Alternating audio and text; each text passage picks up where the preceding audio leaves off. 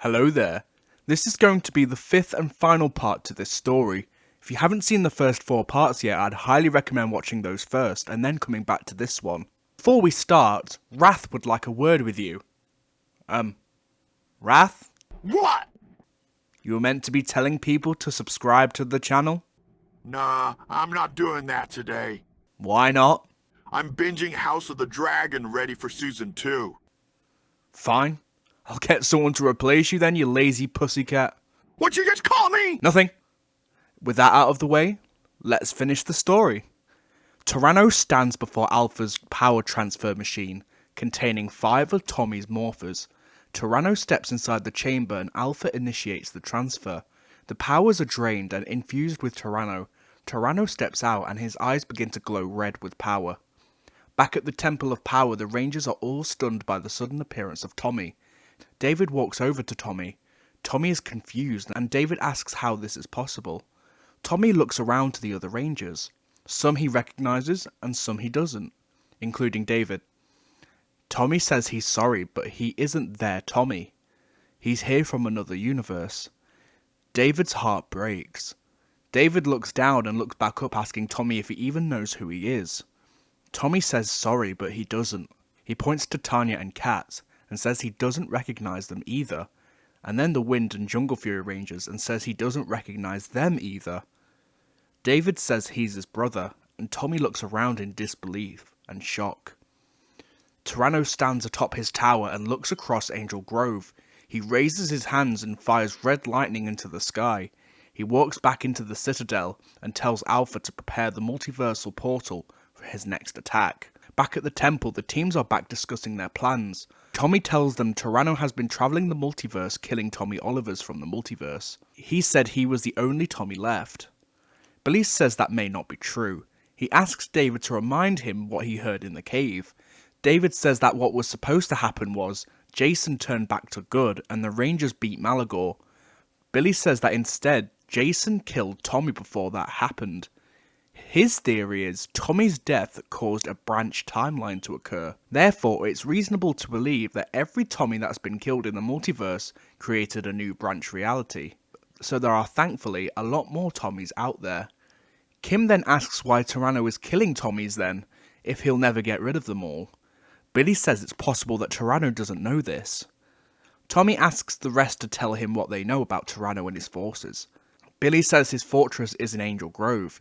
His army are human recruits given a small percentage of the power from the Zeo crystal that's housed within the structure.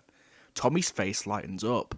David asks what Tommy's thinking, and Tommy says that in his universe, Rita and Zed failed numerous times to destroy them. Eventually, they tried to extract the Zeo crystal from the Moon Palace, but they damaged the crystal, breaking into the Caves of Deception, and the energy surge from the crystal destroyed both it and the Moon Palace, and everyone inside.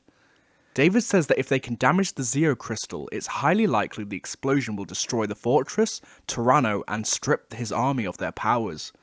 Billy says it's risky, but it could work. David lays out the plan. Tanya and Kat will use their ninja skills to sneak into the tower and reach the Zeo crystal. They will then plant explosive charges and get out of there. The rest of them will keep Tyranno occupied on the field, except Tommy. David says that Tommy is the one that got away, in Tyranno's eyes, and he will be fixated on killing him. So Tommy's job will be to distract Tyranno. Tyranno's smart enough otherwise to assume the battle isn't our main plan. Tommy's confident, saying he beat Tyranno once and he'll beat him again. The teams get moving. The Space Rangers also return to Earth to assist in this attack. Tommy teleports himself onto the roof of Tyranno's fortress. Tyranno's security sensors detects this, and he teleports onto the roof, and they meet face to face. Tyranno says he should have known he would follow him back here. But now he's here, he can finish what he started. Tommy says that sounds good, but he might want to deal with them too. Tyranno looks over the edge and sees the rest of the Rangers backed by the Wind and Thunder Ninjas and the Paishwa, the Mystics, and the Samurai clans. Tyranno says that's not a problem, and suddenly Lothar, backed by his monsters, Kelzax and Zeo troopers drop onto the field. Tyranno and Tommy morph and the two clash, the armies pile on one another. Meanwhile, Tanya and Kat have managed to get inside through the Citadel. David and Ninja Storm team up against Lothar, and are just able to keep him at bay. Tommy, however, has bitten off more than he can chew with Tyranno. Tommy remarks how much stronger Tyranno is now. Tyranno jokes, saying it's courtesy of Tommy. Every Tommy he's faced so far. Tommy gets back up and fights back, but Tyranno is controlling the fight. Tommy contacts David and says he needs help. Tyranno's got more power now and he's struggling. Tommy is then cut off by Tyranno's next assault. David breaks off the attack on Lothar and looks up the tower, but then looks back to Sensei Watanabe, that's now struggling against Lothar. David now faces a tough decision, and struggles to think with his head and not his feelings, but eventually makes the call for Adam, Andros and Zane to go help Tommy. Adam teleports up there and kicks Tyranno back. Tyranno stands to his feet but is then blasted by Zane and Andros on their gliders. The two Rangers jump down and fight Tyranno together. Tyranno rips through them and Andros summons his battleizer, but Tyranno rips it apart. The four of them put up a good fight, but all of them are then knocked to the ground. Tyranno turns his attention back to Tommy and begins throwing him around, telling him he will never be stronger than him. He will hunt down every Tommy until the end of time to prove this. Kat and Tanya inform David that the charges have been set and they're clear from the building. David contacts the four Rangers on the tower to get clear from the building, but none of them respond. Tyranno continues beating Tommy down, smashing his helmet off his head. Tyranno then summons his sword and prepares to strike. All of a sudden, a time-space rift opens in the sky, and from it, a fleet of ships enter the atmosphere. Everyone stops fighting and notices. Tyranno looks up and then looks back to Tommy, asking if this is his doing. And before he can answer, a beam of light crashes down behind him. A familiar voice answers yes. Tyranno turns around and sees Lord Draken standing before him. Draken tells him killing Tommies throughout the multiverse leaves a trail. Dark alternate realities not even worth conquering. Also, a clear threat to his rule of the one true Tommy Oliver.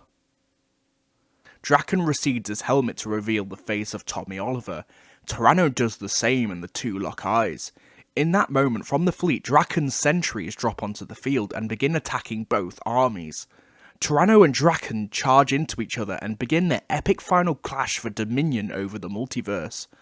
Adam, Zane and Andros finally stand to their feet and limp over to Tommy.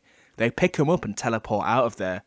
Draken and Tyranno continue their battle, and Tyranno smashes Draken through the building down multiple floors. The two crash through the building, destroying everything in their path. Adam contacts David telling him they're clear, and David tells Kat to detonate the charges. Kat does so, and the explosion heavily cracks the crystal, and the energy begins pouring out of the chamber, and the tower begins to be engulfed in energy. Holes begin to be blown in the tower, and rubble begins to fly over the battlefield. David tells everyone to retreat, and everyone does so, leaving the Zeo troopers led by Lothar locked in battle against Ranger Slayer and the sentries. Suddenly, a massive surge of energy destroys the tower. The Zeo troopers lose their powers and surrender to the sentries. Lothar, however, refuses to surrender, and Ranger Slayer commands her forces to destroy him. Afterwards, she looks to the destroyed tower and sees no sign of Draken. All of a sudden, the fleet above is destroyed by all of the flying Zords the Rangers have at their disposal, and the Tiger Zord marches up and stands before Ranger Slayer.